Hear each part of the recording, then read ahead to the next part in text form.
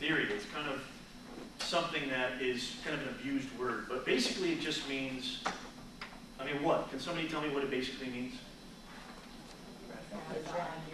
Something that grabs your audience, something that gains attention. A lot of people like to use a statistic, a hook, thank you.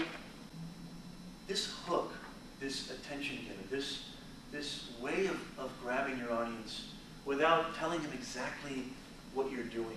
It's kind of the antithesis to obviousness. You're creating a little air of mystery.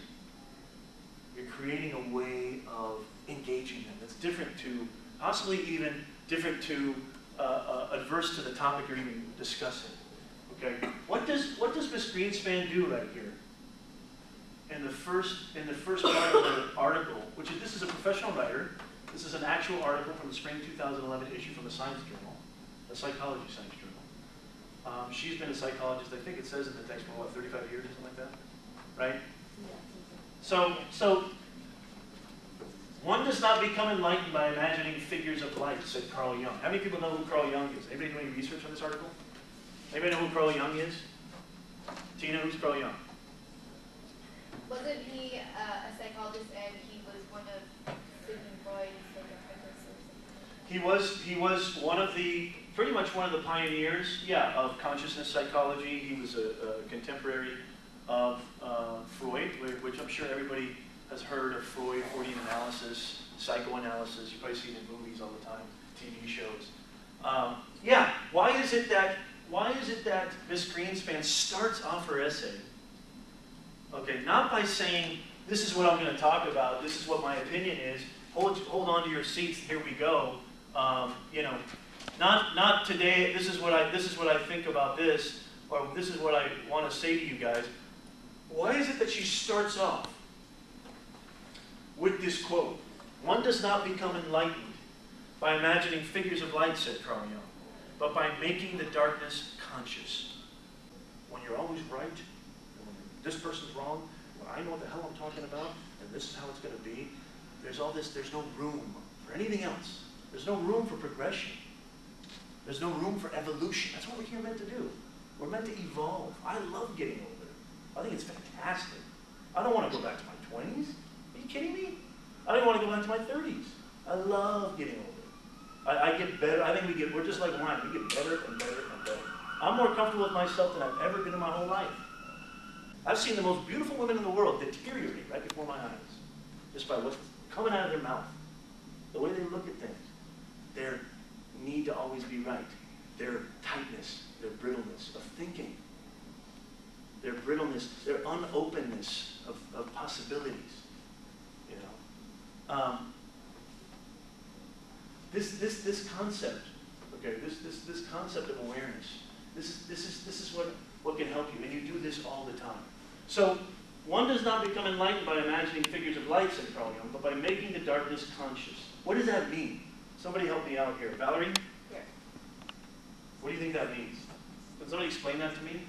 I think he's trying to say, just because you think you see something, you think you understand something, it doesn't usually click the first instant you might see or read something. It kind of has to absorb into you. You have to, I guess, feel it versus just think it. Okay. Okay, yeah. I think that's a part of it. And you got to take this word enlightened. Subtract all the pop. You know, well, I think she even says that. Subtract all the Oprah shows and all the like 7 Steps to Freedom and how to get better, how to be a better you in 2 hours. Forget all that. You know, there's a lot of this word's been abused recently a lot. This word enlightened. Which enlightened just simply means a higher level of thinking. Enlightened just means knowing who you are. Enlightened just means looking at things objectively, not judging everything all the time, and being open to things, and being open to yourself. That's all it means. It doesn't mean anything like, now I can sit on the mountain with my big belly and look at the world and not care about anything. It's not that. Which the media is kind of projecting that image. So you got to find, sometimes you got to find definitions of these words. You got to look within the context. Don't bring your own, don't bring that media baggage that's in all of us. That's another key concept to being open-minded, being open and receptive. The unwelcome parts of ourselves that we hide from conscious awareness. What is Greenspan saying there? The unwelcome parts of ourselves. The fear of being vulnerable? Fear of being vulnerable? I think it's more or less talking about the things that the bad experience that we have, and we try to kind of like suppress them and keep them, Bury it. Bury them. Should have buried it. Yeah, and Why is it that every song that talks about your heart being broken or experiencing that sad, despair, lonely? I mean, that's the reason why the blues has been so popular.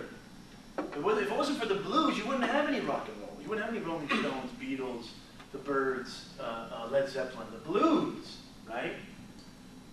Oh my God, she ripped my heart out. I lost that job. I'm vulnerable. I'm lonely. What the hell is that? Is that my who brings their phone into my class? This is something that I feel will help your writing.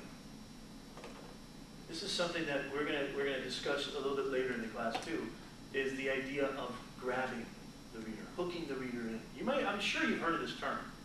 This term has come up. Okay. And it's not something, I don't want it to become some mechanical formula. Now I gotta write a hook. It's not like that. I want you to, once this becomes imbued in your being, in your muscle memory, much like you practice enough forehands, pretty much you get the technique down, you practice enough jump shots, you don't have to think about it when you go out there and play. It's in there. It's in your system. You got it. I don't want this to become some mechanical formula like, okay, now I gotta woo them with some flashy stuff to get their attention. No, it's just a way of creating. It's a way of creating that first peak, that first engagement with your audience. Make it powerful, make it lasting, make it effective. You're going to hear this word throughout your life, rhetorical effectiveness. Okay? A rhetorical perspective. Which rhetorical is just what? What is even the word rhetorical? Talk about in your book. Those of you that did the reading. it's on like the first page. Those of you that did the reading, Rhiannon, don't think you can just hide back there without your suit now. Rhiannon, did you read the books or what? Yes, I did. Okay. What's rhetorical? What's a rhetorical concept mean? Like persuasive. Persuasive. Effectiveness in your communication. How effectively persuasive is your communication? And these terms, persuasive speaking, informative speaking, analytical writing, these are just terms. All communication is somewhat. All communication really is a hybrid of everything. You're informing, you're persuading. Just on the very notion that you want me to listen to you. That's what you're trying. You have to persuade me somehow to even pay attention.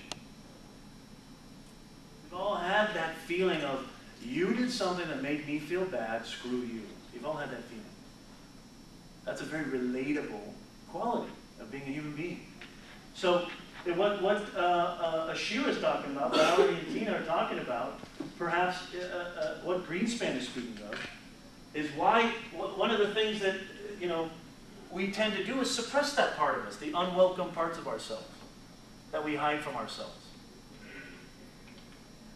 Jung is saying that by making those dark features, perhaps Jung is saying by making that darkness conscious, meaning bringing it to the forefront, not burying it, like we tend to do, bury all those feelings, until one day we just explode and start killing people on the freeway.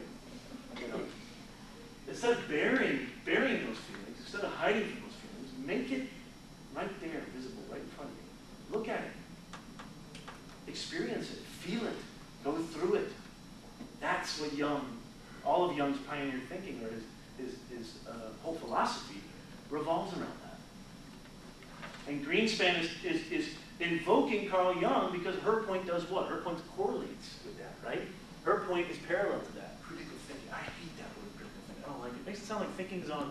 It's on life alert. It's like flatline. Clear. Its condition is critical.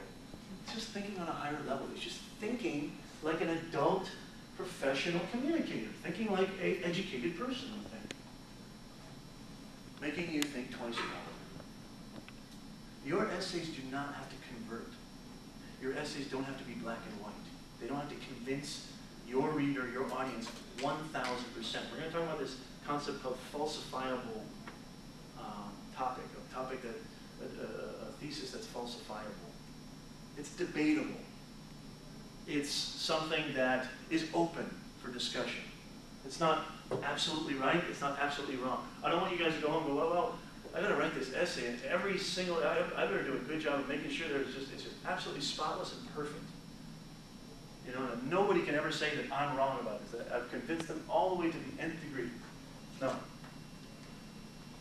All you're doing in your analysis is you're trying to provide enough examples, you're trying to provide enough constructive, concrete details, specifics, okay, to make your audience just think about it. Okay, I mean, there's an essay, a position paper that we may look at later, where a guy wrote an essay on why guns should be allowed on campus. Should be allowed. After even Columbine and Virginia Tech and all these things, why guns should be allowed. I mean, at first hearing of this, I'm thinking this guy's absolutely nuts. After reading his essay, am I converted to his side? No. Do I believe he's absolutely 100%? No. But he makes me go, you know what, that's interesting. I mean, he brings up some good points. He makes me at least contemplate it, makes me at least think about it. And the way you make your audience think about it is by building credibility, is by doing your work, is by making sure you have sufficient data, sufficient details, sufficient support, sufficient backup. That's how you make your audience think. Your audience is not going to think if you don't have credibility. Your audience is going to dismiss you. Remember that, 2.6 seconds, they're gone.